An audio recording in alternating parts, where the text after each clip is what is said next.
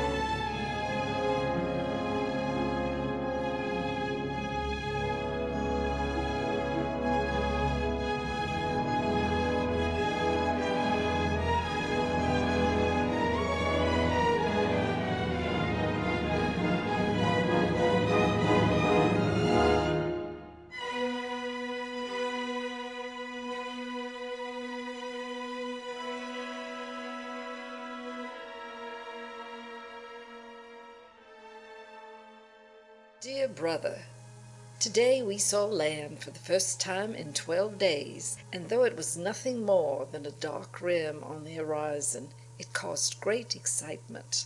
I am so confused, though. The country that housed and fed me is now at war with the world.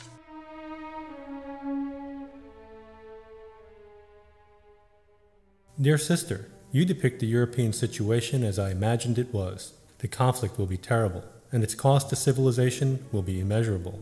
You're in a position right now to get a first-hand view of the distress of war and its effect on the public heart and mind.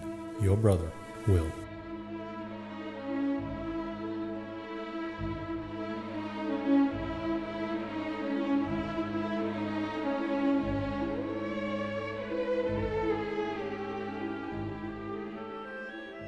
Dearest friend, there cannot be a light without a shadow. There is no love without sorrow. What are the bonds of the fatherland compared to those that tie you to and unite you with a related soul? The beauty of your mind and soul has simply attracted me. You cannot and must not blame me for loving you. I simply cannot help it.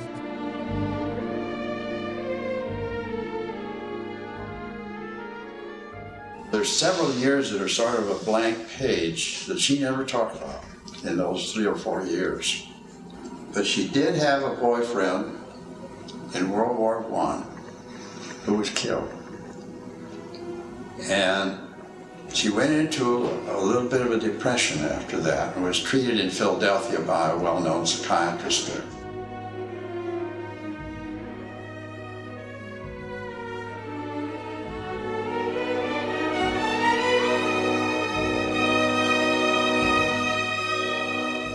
I am against war. Fighting between two groups of one species is unnatural, popular only among men and ants. Hence, ants know only of slavery and war. Wars seem profitable to the aggressor in power and spoils. The unfit survive. It is the fit who are sacrificed. We must think internationally.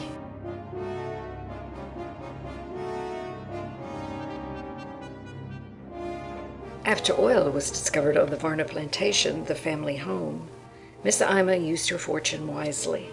She founded the Houston Symphony and established the first child guidance center in the country for children with mental health issues. She was instrumental in creating the Museum of Fine Arts Houston, to which she donated her historic home and gardens. Miss Ima and her family left their fortunes to establish the Hogg Foundation for Mental Health and gave to the city of Houston its Memorial Park, second in size only to Central Park in New York.